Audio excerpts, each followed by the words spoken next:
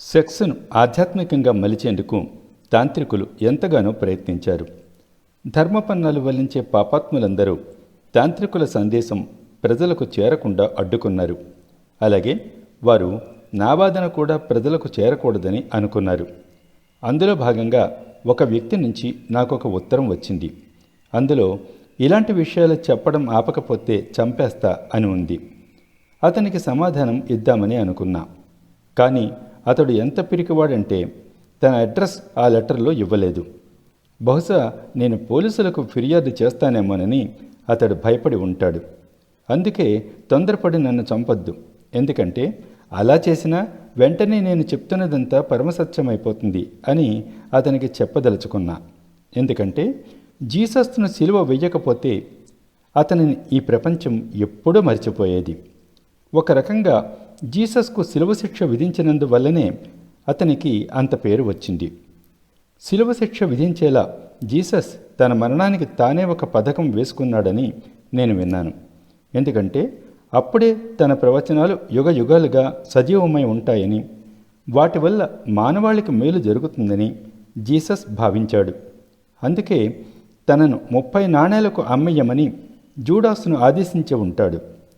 అలా జరిగే అవకాశం చాలా ఉంది. ఎందుకంటే అప్పుడే తనకు శిలువ శిక్ష పడి తన మాటలు నిత్యసత్యాలై మానవాళికి మేలు జరుగుతుందని ఆశించాడు. లేకపోతే జీసస్కు అత్యంత ప్రియ శిష్యుడు, అనేక సంవత్సరాలు జీసస్తో అతి సన్నిహితంగా మెలిగిన జూడాస్ కేవలం 30 నాణేల కోసం కక్కుర్తిపడి జీసస్ను అమ్మేయడం అనేది ఏమాత్రం నమ్మలేని విషయం. మహావీరుడిని సిలువ వేసి ఉంటే ప్రస్తుతమన్న 30 లక్షల మంది జైనుల సంఖ్య 30 కోట్లయుండేది.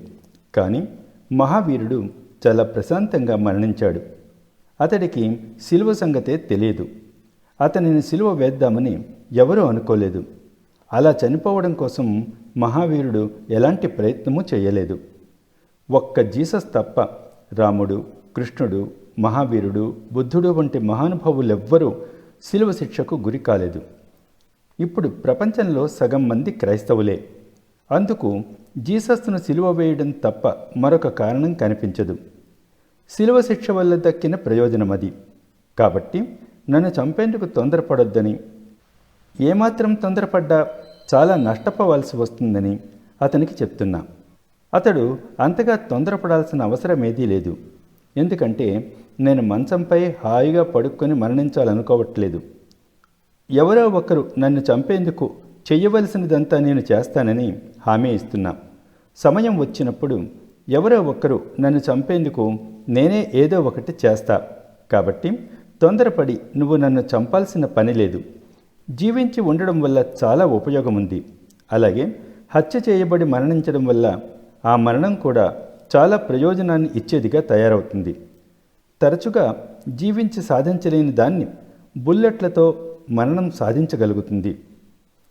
సోక్రటీసుకు విషాన్ని ఇచ్చినవారు, మన్సూర్ను హత్య చేసినవారు, మహాత్మా గాంధీని హత్య చేసిన గాడ్సే, ఇలా ఇంతవరకు శత్రువులందరూ ఎప్పుడూ అదే తప్పును మళ్ళీ మళ్ళీ చేశారు. గాంధీ కీర్తి ప్రతిష్టలు ఇనుమడించేలా ఆయన అనుచరులు చేసిన కృషి కన్నా గాంధీని హత్య చేయడం ద్వారా గాడ్సేయే ఎక్కువ చేశాడనే సంగతి గాడ్సేకే తెలియదు. గాంధీజీ చనిపోయే ముందు నమస్తే అంటూ చేతులు జోడించడం చాలా ప్రాముఖ్యతను సంతరించుకుంది. చివరి క్షణాలలో తన చివరి ప్రియ శిష్యుడు వచ్చి తనను కడతేర్చాడనే భావం వ్యక్తమయ్యేలా జోడించిన ఆ చేతులున్నాయి.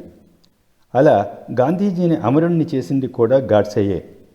ఈ సంగతి గాడ్సేకి కూడా తెలియదు. సమయానికి తగిన మనిషినే ఆ దేవుడు పంపించాడు. జీవిత కథ ఇతివృత్తం పైకి కనిపించినంత సాదాసీదాగా ఏమీ ఉండదు. అది చాలా జటిలమైనది. మంచం మీద హాయిగా చనిపోయినవాడు శాశ్వతంగా మరణిస్తాడు. కానీ హంతకుని తూటాల వల్ల చంపబడినవాడు శాశ్వతంగా జీవిస్తూనే ఉంటాడు.